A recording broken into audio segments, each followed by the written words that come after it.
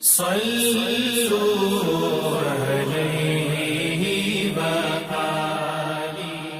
بخاری حدیث نمبر 141۔ نبی اکرم صلی اللہ علیہ وآلہ وسلم نے فرمایا، جب تم میں سے کوئی اپنی بیوی سے جمع کرے تو کہے اللہ کے نام کے ساتھ شروع کرتا ہوں، اے اللہ ہمیں شیطان سے بچا اور شیطان کو اس چیز سے دور رکھ جو تو اس جمع کے نتیجے میں ہمیں عطا فرمائے۔ یہ دعا پڑھنے کے بعد جمع کرنے سے میاں بیوی کو جو اولاد ملے گی اسے شیطان نقصان نہیں پہنچا سکتا۔ صحیح بخاری حدیث نمبر 142۔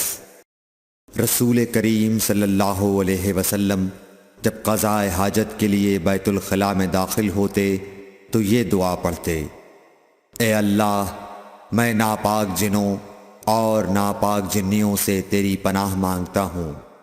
صحیح بخاری حدیث نمبر 143۔ ابن عباس رضی اللہ تعالی عنہ سے روایت ہے کہ نبی کریم صلی اللہ علیہ وسلم پاخانے میں تشریف لے گئے۔ میں نے پاخانے کے قریب آپ کے لیے وضو کا پانی رکھ دیا۔ باہر نکل کر آپ نے پوچھا یہ کس نے رکھا؟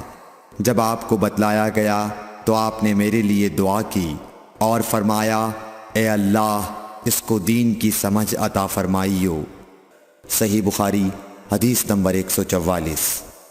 رسول اللہ صلی اللہ علیہ وسلم نے فرمایا کہ جب تم میں سے کوئی پخانے میں جائے تو قبلے کی طرف منہ کرے نہ اس کی طرف پشت کرے، بلکہ مشرق کی طرف منہ کر لو یا مغرب کی طرف۔ صحیح بخاری حدیث نمبر 145۔ لوگ کہتے تھے کہ جب قضاء حاجت کے لیے بیٹھو تو نہ قبلے کی طرف منہ کرو نہ بیت المقدس کی طرف۔ یہ سن کر عبداللہ بن عمر رضی اللہ تعالی عنہ نے فرمایا کہ ایک دن میں اپنے گھر کی چھت پر چڑھا تو میں نے حضرت صلی اللہ علیہ وسلم کو دیکھا کہ آپ بیت المقدس کی طرف منہ کر کے 2 اینٹوں پر قضاء حاجت کے لیے بیٹھے ہیں۔ پھر عبداللہ بن عمر رضی اللہ عنہ نے واسع سے کہا کہ شاید تم ان لوگوں میں سے ہو جو اپنے چوتڑوں کے بل نماز پڑھتے ہیں۔ تب میں نے کہا اللہ کی قسم میں نہیں جانتا کہ آپ کا مطلب کیا ہے۔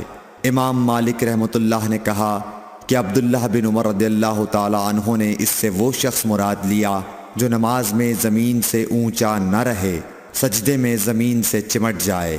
صحیح بخاری حدیث نمبر 146۔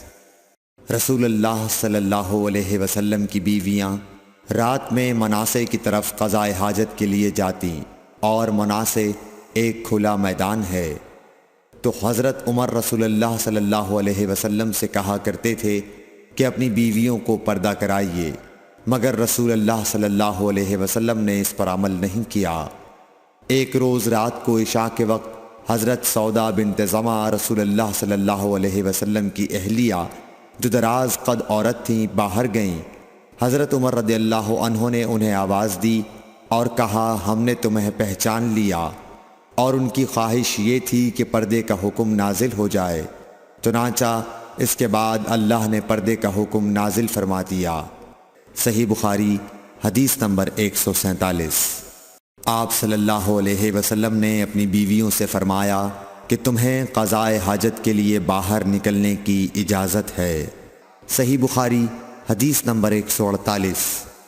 عبداللہ بن عمر رضی اللہ تعالی عنہ فرماتے ہیں کہ ایک دن میں اپنی بہن اور رسول اللہ صلی اللہ علیہ وسلم کی اہلیہ محترمہ حفصہ کے مکان کی چھت پر اپنی کسی ضرورت سے چڑھا تو مجھے رسول اللہ صلی اللہ علیہ وسلم قضاء حاجت کرتے وقت قبلے کی طرف پشت اور شام کی طرف منہ کیے ہوئے نظر آئے۔